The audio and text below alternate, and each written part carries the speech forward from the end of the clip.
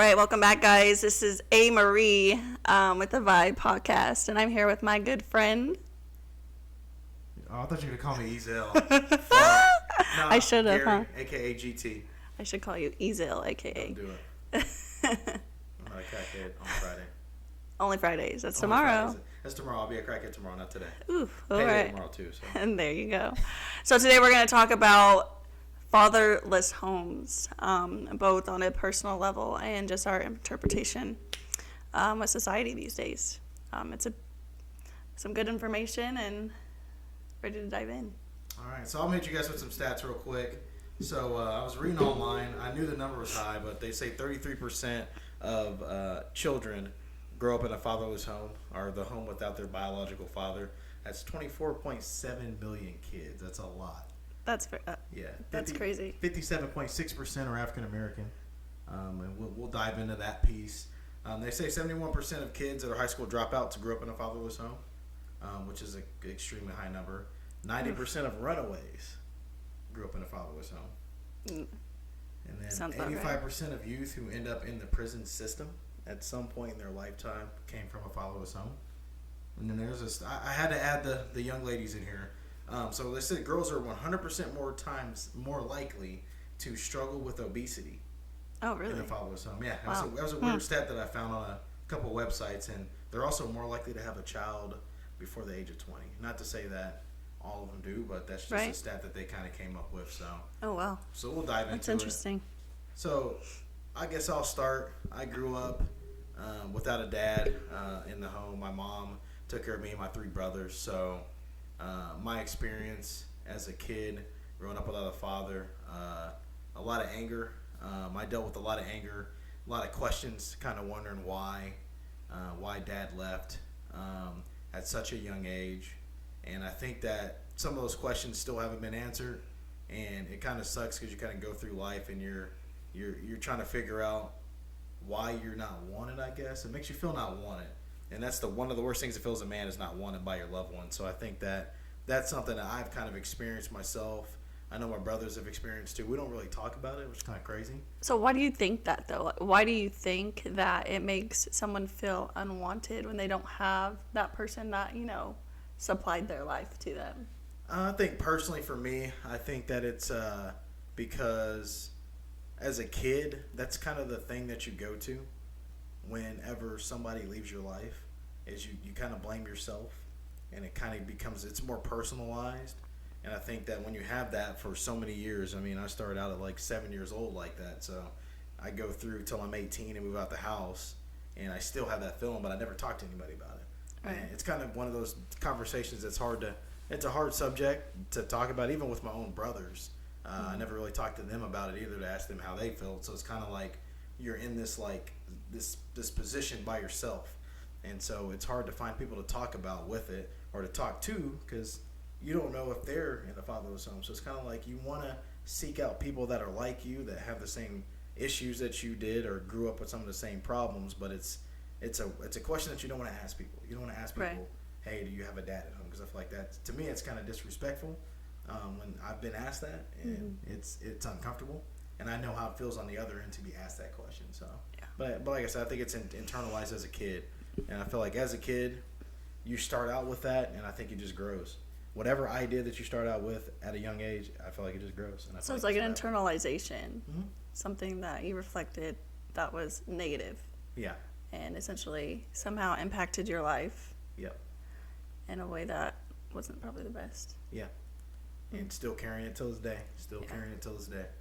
I will say it drove me to not want to be like that. So I think seeing what I didn't want at a young age helped me to make sure that I'm in my kid's life as I'm older, and I'm a dad now. So it's like it sucks that it had to happen, but at some point I feel like people got to start making better decisions. Right. And I feel like because of those decisions, because of how I felt, I don't want my kids to feel that. So I think that's the reason why it's a drive for me to make sure that I'm around for whatever it takes, whatever they're doing, make sure that they know their dad's there, they can rely on their dad, because I feel like my role is important. And I feel like society has made it less important. I feel like there's a lot of emphasis on moms, but I feel like dads got to start standing up together and have a sense of togetherness, because I feel like moms have that, men, we don't really have that in general, but as dads, we definitely don't have that. And it's like having buddies who you can talk to about being a dad, like Yeah. groups of people that are in the same situation as you, so you can talk to them and get pointers and tips. So I feel like, yeah, it sucked to grow up like that, but I feel like it also helped me to be able to get to a point where it's like important for me. It's like the number one thing for me is that I'm in my children's life. So Right. it, as much as it sucks that I had to deal with that, I know what it feels like, and I don't want my kids to feel what I felt. Right. And you're doing a great job. I'm trying. I see you're I'm doing. trying. You're a great dad and a great person. I'm trying. I think a lot of people that can say that about you. Yeah, So I'll be trying. you're doing good. I'll be trying. I'll be trying. Some days. Until Ezel comes out, then it's a different story. It only comes on Fridays, remember? It only comes on Fridays, so. Watch out, world! Tomorrow is Friday. But statistically speaking, a little history on some studies I've done on fatherless homes. I know it was huge in the black community. I know when they started incarcerating African American males for marijuana, the 3-strike system that started.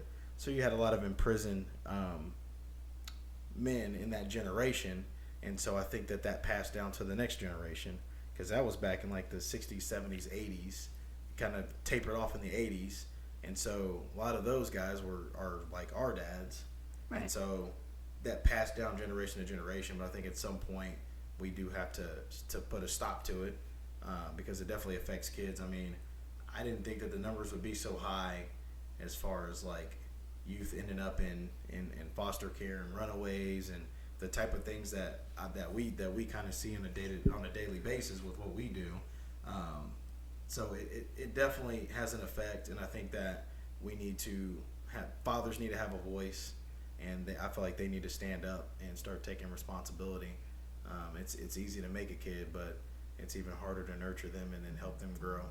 And I think that's the most important piece. I think that people get to making babies everywhere and every which way, but they forget that that's a responsibility. That's a lifetime responsibility. 100%. For sure. So. Agree. A kid's first role model is their parents. That's who they're watching on a daily basis. So I think nothing to say about a single parent household, because on a personal level that's me. Yeah. But You're doing a good it job. takes a very stinks. It takes a very strong-minded person to hold down the fort. I'm not gonna say I'm strong-minded all the time, but for the most part, you got to do what you can to make the world go around for someone else outside of yourself. So I can only imagine growing up with. I mean, I don't know what it's like to grow up without a father. I had my parents and still together to this day. Yeah. Going on 30 plus years of marriage, which is a blessing. I've seen their relationship not be perfect, which is a given. Nothing in life is perfect. But the way that they've been able to, keep that bond till this day is very empowering, and something I look up to for sure. Definitely. But on the piece of growing up without a father, like I said, I don't know what it's like. I'm not saying my relationship with my father is perfect or the best, but I know what it's like to have him there when I needed him. Yeah. Even to this day, if I called him right now saying I need help, he's going to guide me in the best way. He doesn't live in town, so if I needed him here to help me, he would probably make his best effort to get here or aid me in some way. And I couldn't imagine life without his perspective or his influence in some kind of way in my life. Like, I couldn't imagine what, not just yourself, but anybody out there that, grows up without a father. It's very important and impactful in somebody's life to have that male figure in your life in whatever way that is, because it ultimately molds you into the individual that you are, because you see them in a different aspect of yourself, especially coming from a female perspective.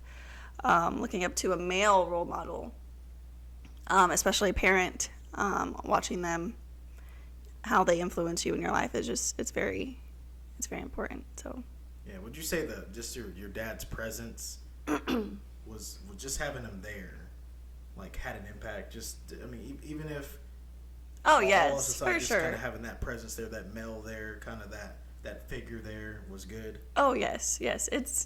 I mean, I couldn't imagine what my son goes through, to be honest. Like, I can't. And I sympathize every single day, because if I didn't have my dad, even like if something were to happen to my dad today, like I don't know what I don't know how. I mean, there's a way that life would go on, but it'd be very hard. Yeah. Very, very hard. Yeah, father figures are definitely important. They're definitely important.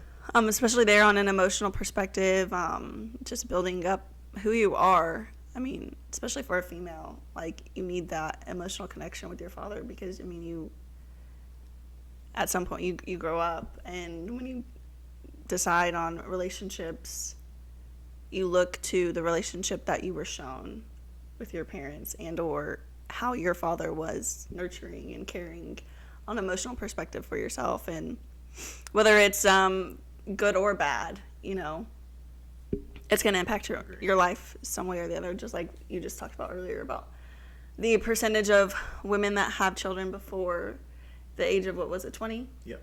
Before the age of 20, let alone the amount of women that are females, I guess I would say, females that are, you know, runaways and things like that. Yeah, has an effect, yeah. And then even on with the obesity point, I think that I didn't really think about it from the standpoint of building confidence in your daughter. Oh, yes. And I think that that's what a dad does. That's his job. He builds confidence into his young lady and gives her the confidence that she can go out and survive this brutal role. Without a man. No, I'm just kidding. You know? I'm not gonna lie. I will not lie. My dad, sorry, Dad. If you see this, I apologize. Correct. Like, he literally grained it in my mind. I don't know why. I never really understood that up until, you know, I had a kid and became a single mom. Like, yeah, he was right. I'm just kidding. Oh, so you got it like that? I don't. I'm just playing. But yes, he always said that, you know, you have to really stand your ground and be, basically, without saying the words, but be strong-minded, you know, on all areas, intellectually, spiritually, emotionally, because at the end of the day, life does happen.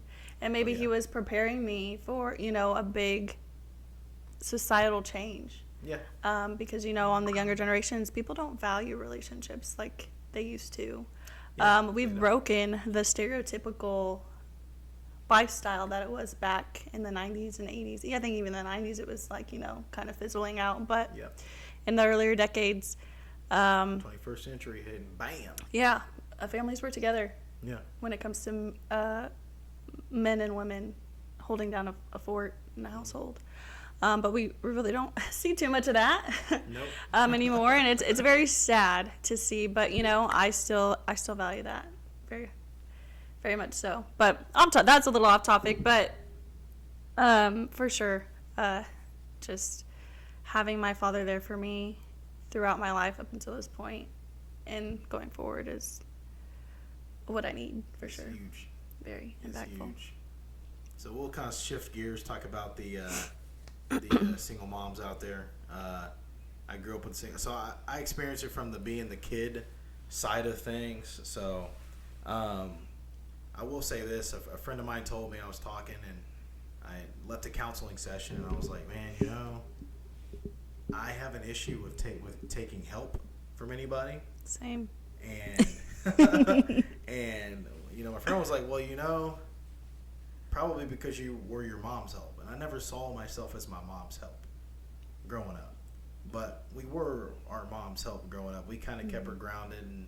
And though we were hard-headed as heck, had some battles. Typical men. Typical men, yeah, had some battles. But mom took care of business. So, and she did a great job at what she did. And one thing that I will say to single moms out there that my mom did that was important, that helped, we may not have had our dad around, but she found positive male role models. It was our boxing coach, Coach Johnny Pappin, was huge. Kept us off the streets, kept us academically in the books, because we couldn't do boxing matches if we didn't get good grades. So, right, there you go. And it was important for us to get good grades because we wanted to do the boxing matches. And then even going to the church, men at the church taught us how to change oil, taught us how to change tires. You know, things that men do, we still got taught those things. We just had a bunch of different men that were were that our mom brought into our life to help lead us, because there are things that I think women or single moms know that they can't do, and like change a battery. I'm just kidding. Change a battery. Yes. Work on a car. I mean, don't get me wrong. There's some single moms out there that can do that, but come on now. Out there that work, that are the mechanics at the auto shop. Like, nah, but, I do not. But I think that my mom recognized that she didn't have to do it alone, and I think that's the key. I think that sometimes as a single mom, like, you just get in that mindset that you're just alone, that you're gonna make a way. Yeah, and you'll just make a way, and it gets hard to ask for help. And I think that's where we as adults, as leaders for our kids, sometimes we got to be able to humble ourselves to ask for whatever the help is that we may need. And I think that helps the success of the kid, because I think if you make it less about yourself, make it more about the kid, and this is for the dudes out there that don't even be in their kid's life. If you make it less about yourself and your baby mama, right, and more about the kid, I think that the society can begin to thrive again. But I think it takes us taking accountability for what is ours, and I think that's something that's gotten lost in society over the years, especially over the last couple of decades, is accountability. I don't think that people take it, and I think that's a huge problem. And I think once we start taking accountability, then you can take action. But you can't take action if you won't even admit that action needs to be taken. So, but as far as the single mom side, I know my buddy over here has some experience personally with that. I do. She can definitely speak on, so we can let her speak the last few years. It's getting close to a decade now. Yeah. My son's getting older, preteen. You're doing a good job, by the way. I'll just keep saying that. Thank you. I appreciate it. Every day is a new day, a new trial and error. But, we keep it moving. But, yeah, I've been a single mom for some years. I'm definitely not going to put a number on that, but it's been some time. And there's no ill will or anything like that. From that relationship, it just didn't work. And things happen, life happens. But kind of scaling back to like your perspective and you talking about how your mother, always made things happen. Didn't really ask for help. I can kind of speak to that. I don't either. I don't like asking for help. And for me personally, I think it's more so I don't want to burden somebody else with asking for help, because whenever you ask for help, it's like, okay, am I inconveniencing somebody? Are they doing it?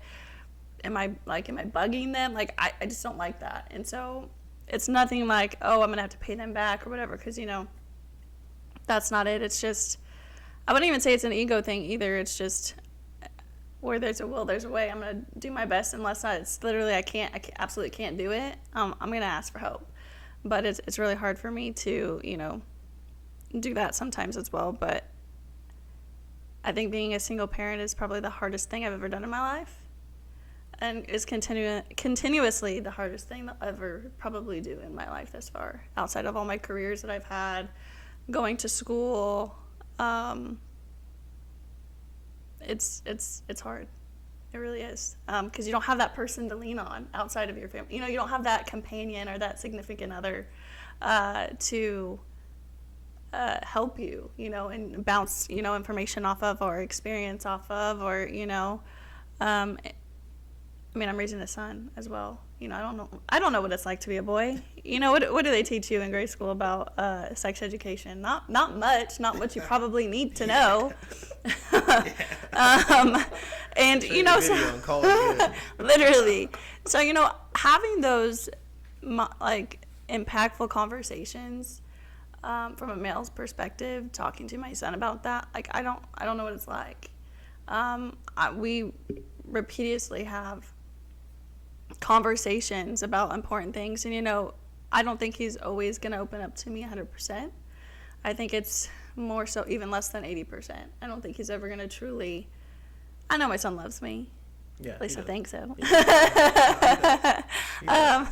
We bump heads. But for sure, I know he does, but it's just like, I don't think he's ever going to have those deep conversations about certain things you would talk about with your dad, And I've seen, just from a physical perspective, how it's, hurt him when, he can be told that things are going to happen and they don't happen, or things like that, like you touched on, where you took it internally as like it became like an emotional thing for you when it comes to like your aggression and or your anger. Yep. Had a lot of it. And I see that, and I hate that I see that. I don't like using the word hate, but I strongly dislike it because it's out of my control, you know. Because I'm trying here every single day, trying to be there for him on every emotional level, like what you need outside of, you know, making sure he's fed and clothed and bathed and all that stuff. But like, like internally, mentally, okay, I know he's not, and I think it's only going to progress. But like you said, having those influential people that are male figures for any child, whether that be a boy or a girl, is in a single parent household, could do wonders for that child. I'm so thankful for all the male friends that I do have that have, you know, always lended that hand to be there to have a conversation with my son and or, you know, just be there and support. He loves it. Oh, we know he does. He definitely does. He will carry on some conversations for sure. But yeah, it's a daily struggle. I think, but the biggest reward that I've seen personally was whenever I was a newly single mom, and you know, financially figuring out what life was going to be like when that happened. I put myself through school, and my biggest accomplishment was walking across that stage and my son just standing there, eyes wide open with the biggest smile on his face. And when I talked to him, sorry, I'm gonna get a little emotional. It's okay. When I talked to him after the graduation, he was like, "Mom, I want to be just like you." That's where it's at. That's where it's at. That's awesome. And that's when I knew I was doing a great thing. It's gonna be okay. Yeah. You knew it's gonna be okay. And now you done bought a house. Yeah, So, we're living the dream, you know. Doing things. We're not the richest people in the world, but you know, like, what's money? Wealth is health plus your finances. Yes. Both of those things tied together. But that was probably that's one of the biggest accomplishments that I've seen for myself. And then obviously, you know, with our job when we graduated, that process, that was another big accomplishment. Yeah. So it was great. So there's always so many positives, not to get on a emotional standpoint. Sorry guys. This is you. So. He was, I mean, there's trial and error, but for sure, like, just being there for my son is the biggest thing for me. And it's key. And it's key. And in my conversations with your son, you're doing a good job. You've put the right pieces in place for him to have success. He will be successful. Trying, man. Yeah, he will be successful. I don't want him to be some type of stereotype or statistic. Yeah, you know what I mean? He is not going to be a part of that statistical number. Yeah. I will be sure of that. I will do my best. Yeah. Well, I think that was one of the things that for my mom was, you know, you got 3 black males. You know, what could we have been? I mean, could have been in prison. Could have been dead. I mean, right. I've got cousins that aren't doing so well. That my mom didn't really let us hang around that side of family.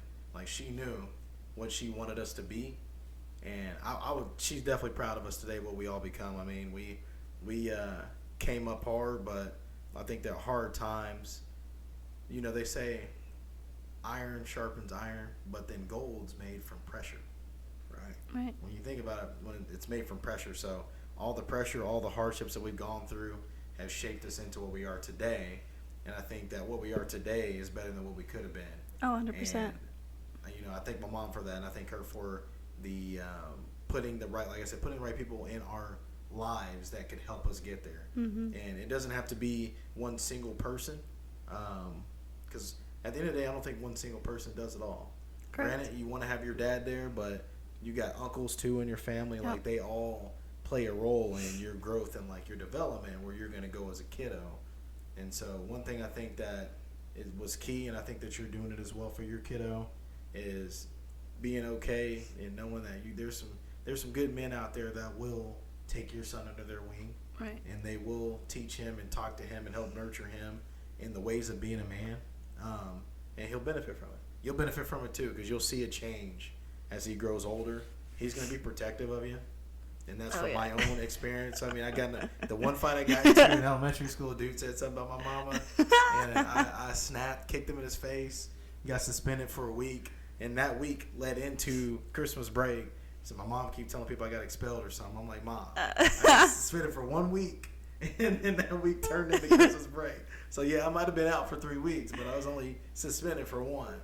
But I remember what she told me when I got home. She's like, they don't know your mama, but for me, it was the principle. Like, you don't talk about a man's mama. Like, you don't ever talk about a man's mama. Man, that's definitely that's definitely my son for sure. Yeah. He's so I told him, I was like, I better not get that phone call, bro. Like, I better not get that phone call. You fighting on school? He's like, well, if someone talks about you, Mom. That's it. That's the only thing. That's the only. And that's what I told him. He was like, that's the only thing that I'll get in a fight for, Mom, is you. If someone talks about my mama, they're gonna get it. I'm like, okay. 100%. I was like, that better be the excuse. I better come out of the principal's mouth too.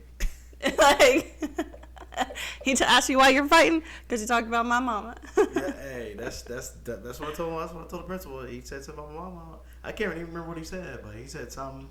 And you just gotta put the MOM word in there. He put that at the end. You're gonna catch these hands. I was like, you can call me a midget all you want to. If you call my mama a midget, we're gonna be boxing. Like that's that draws a line when you put the word mama in there. Well, I'm glad I'm not the only one out there. Yeah, that has to deal with that. 100%. No fights yet, but shoot, don't talk about my boy's mama. Don't ever do that. Don't do it. Well, we'll shift gears. We're gonna talk about some. We've already kind of given a solution to the problem, male role models. We've given a second solution. Men take accountability, take responsibility. A third thing that I've seen, that I've heard from with buddies of mine, I got some dudes out there that I think that at the end of the day, the kids can't be used as like a pawn in the relationship. You know, if you've got some hard feelings toward your ex, tit for tat.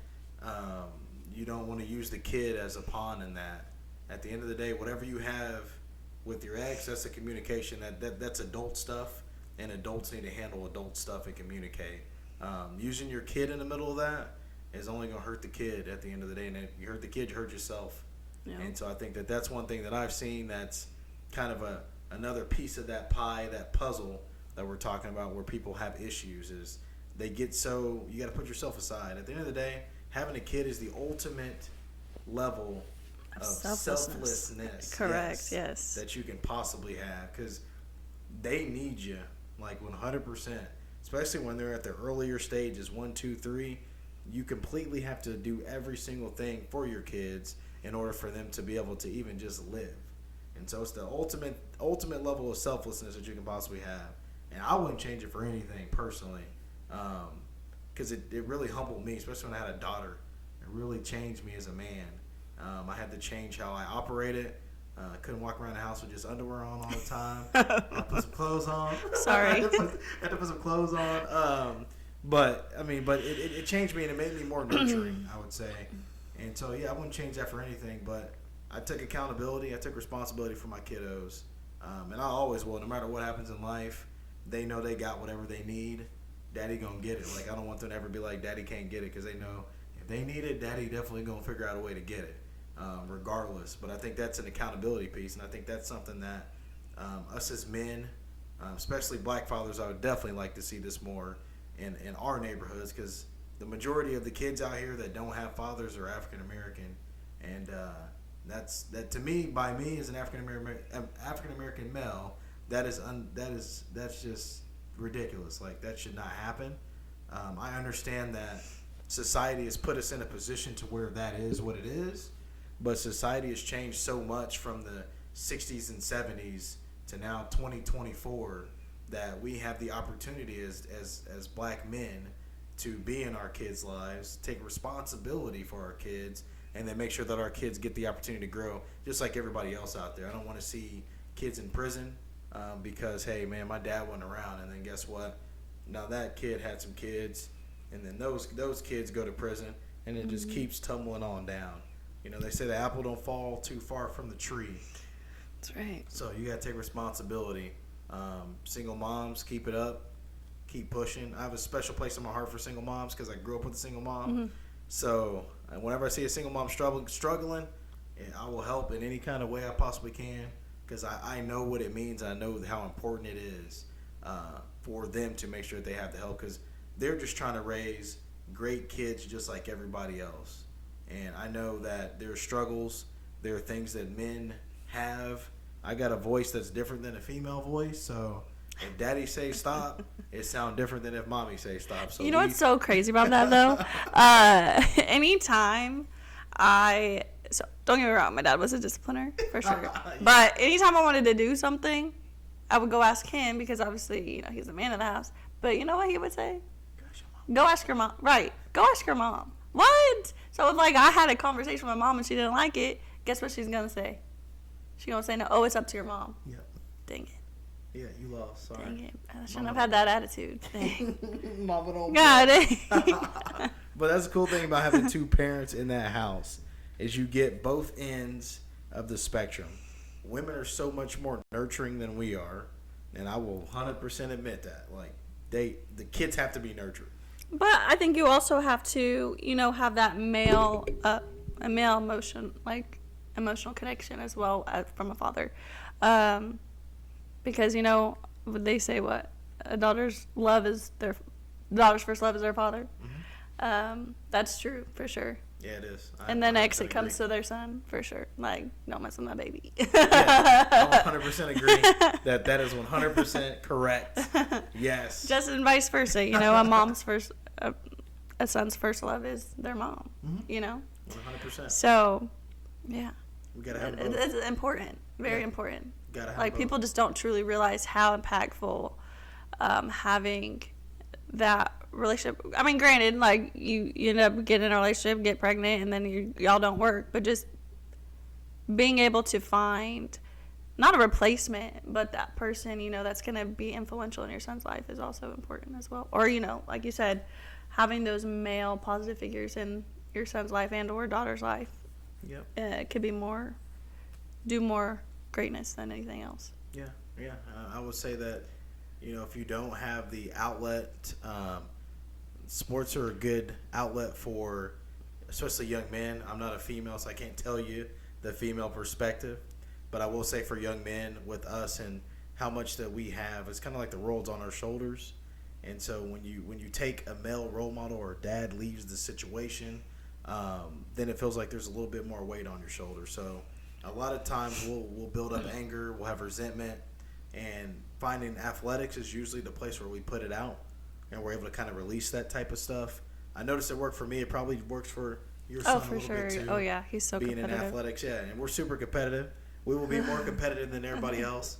And I feel like it's a chip on our shoulder mentality. Like there's just a chip there of just like, man, you know, we want to prove our dads wrong so bad that we will do whatever it takes. And I think that's that competitive nature. That's that chip on our shoulder that we have. And yeah, it sucks, but it's like a driving force. And I think that your son, it will drive him to where he will be in his kid's life. And if he not, I know his mama gonna beat him up anyway. But I mean, I don't even. That is right. That's not even there's no doubt in my mind. But it's definitely a chip on your shoulder. I felt it. I had it. I used to knock dudes out in the ring because I was pissed, and that was just the anger inside of me. But I took it out in a punching bag. I took it out running miles and miles in the freaking heat. Coach would let us punch on him if we needed to punch on him. Like he understood what we needed, and I think that was key. Is just having somebody who understood. Hey, man, like you guys need this. I understand that you guys need this. I'm gonna give it to you. And just having a man like that in your life is important. And so, like I said, single moms out there, if you can find positive male role models to bring into your kid's life, not just any man can do. There's a lot of dudes out there that don't have experience with kids. I'm telling you, that ain't the dude that you want somebody that kind of has some experience kind of knows what they're doing a little bit. And I mean, it could just be a friend. It ain't gonna be a significant other. It don't gotta be your ex-boyfriend. Nothing like that. It could be just a good friend that you have that you know. Hey, if my son's life is in this dude's hands, he's gonna take care of him. And then he could be a good role model for your kid, and he might be able to teach you some things too, because y'all damn sure be teaching us. For the single dads out there that don't like changing diapers and all that. I know I didn't like changing diapers. I don't know how single dads do it, but I know damn well I don't like changing diapers. But it's one of those things where, like I said before, taking accountability and understanding your own limitations and understanding where you want your kid to be, and then make it about your kid and don't make it about yourself. And I think that will kind of start to breed success in our culture, and hopefully our culture can swing back to where relationships matter. I don't know if it's going to happen anytime soon with social media, like you said on the last podcast. But I mean, we're definitely not headed. We're headed this way, and where we need to head is that way. So we need to take a U-turn and go back a little bit, just a little bit. Somebody got to turn this ship around. Yeah, just a little bit. I don't know who's in charge of the ship though. Like, don't get me wrong, social media is great, but it's a problem. It has. it's become a little bit. It's become a lot. It's a liability. Big time liability. It's a liability. Kind of like your car battery. It's a liability. You don't know if it's going to work the next day. Turn them up. It might not work. I don't know. Hey, but he gets where she needs to go, so that's all that matters. That's a fact. But no, for sure. That's a fact. And is there anything you want to add? I mean, I don't think so. Shoot, there's probably a lot of things, but we got specifically talking about single parent fatherless homes. I think we pretty much covered it. Just identifying that it's about more than about yourself. It's about the child for sure. Yep. You chose to do certain actions that led to having a kid, so you got to take accountability. Yep. You got to identify that selflessness. Yep. And put all those things into action, because you know what? There's 2 eyes, 10 fingers and 10 toes. Maybe give or take 1 or 2, but people got 11 toes. I don't know. It's too lighter than 11 toes. Nothing against them though.